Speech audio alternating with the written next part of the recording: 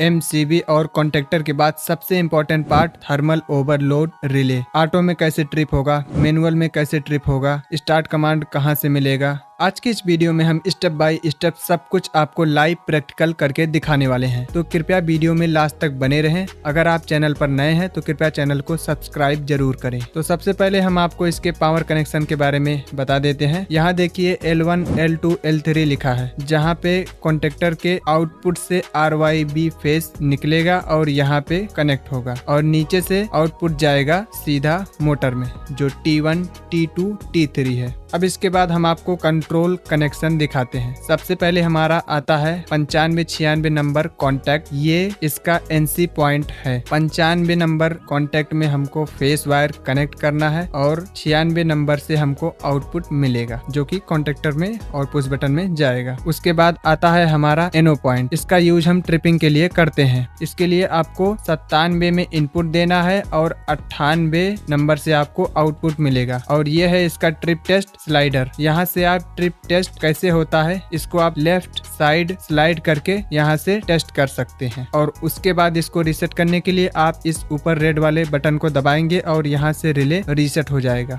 और ये ग्रीन वाला जो बटन है, इससे आप किसी भी कॉन्टेक्टर को स्टार्ट करने के लिए यूज कर सकते हैं। इसको हम आगे आपको दिखाएंगे। उसके बाद ये पोर्ट है, यहाँ से आप रिले के एम्पियर को कम ज्यादा करके सेट कर सकते हैं। मोटर के फुल करंट के हिसाब से इसका रेंज कम ज्यादा कर सकते हैं। अब साइड में आता है ऑटो मैनुअल स्विच।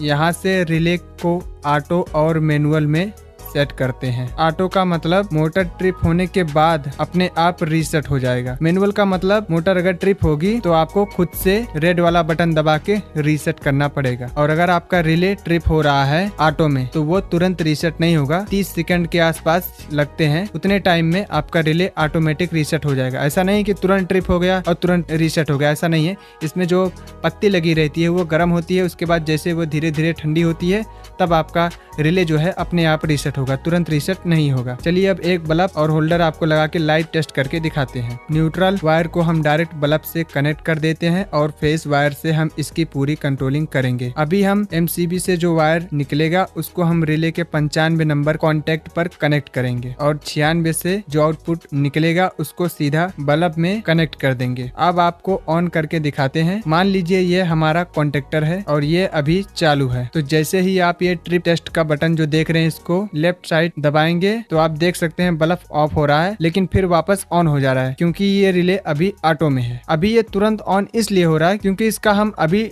लोड पे टेस्ट नहीं कर रहे हैं, कोई मोटर नहीं लगी है, बस खाली हम NO कॉन्टेक्ट का यूज करके टेस्ट कर रहे हैं, इसीलिए ये तुरंत रीसेट हो रहा है। लेकिन अगर आप एक्चुअल में मोटर कनेक्ट किए रहेंगे, पावर वायरिंग उसमें कनेक्ट रहेगी, तब रीसेट होने में थोड़ा टाइम लगता है। इसके ऊपर जो आप स्विच देख रहे हैं इसको आप लेफ्ट और राइट करके ऑटो मैनुअल कर सकते हैं। तो अभी हम आपको मैनुअल करके उसके बाद टेस्ट करके दिखाते हैं। अब देखिए ट्रिप टेस्ट करते ही बल्ब ऑफ हो रहा है और दोबारा ऑन नहीं हो रहा। ऐसे ही कॉन्टेक्टर के साथ में भी होता है। जैसे ही ये ट्रिप होता है उसका A1 का मेन फेस सप्लाई कट कर देता है। अब हम देखते हैं ट्रिप कनेक्शन कैसे करना है। तो ये जो हमारा मेन फेस आया है, यहीं से हम एक लूप लेंगे और 97 नंबर कॉन्टेक्ट में कनेक्ट कर देंगे, जो कि हमारा NO पॉइंट है। उसके बाद 98 नंबर से जो वायर निकलेगा आउटपुट, उसको हम सीधा ट्रिप के इंडिकेटर में लगा देंगे। और अभी हम आपको लगा के दिखाते हैं। अब देखिए अभी रिले ऑटो में है तो इसीलिए ये ऑन ऑफ हो रहा है। जैसे ही मैं इसको ट्रिप करता हूँ तुरंत अपने आप रीसेट होके तुरंत अपने आप ऑन ऑफ हो रहा है। अब हमने इसको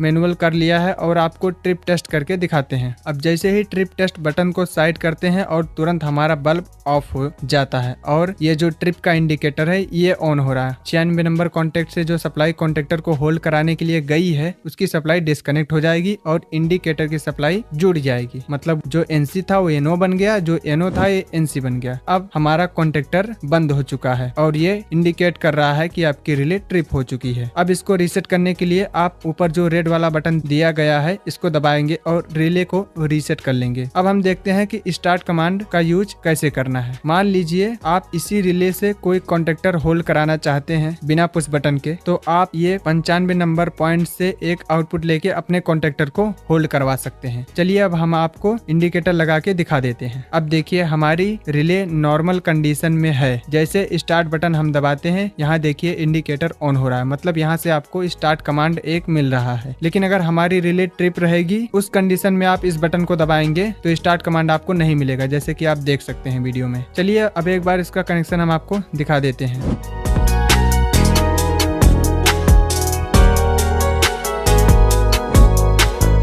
ऐसे ही इलेक्ट्रिकल से रिलेटेड सारे वीडियोस इस चैनल पर आते रहेंगे, तो कृपया हमारे चैनल को सब्सक्राइब जरूर करें। और अगर आपको किसी भी टॉपिक पर वीडियो चाहिए तो आप कमेंट में लिखिए,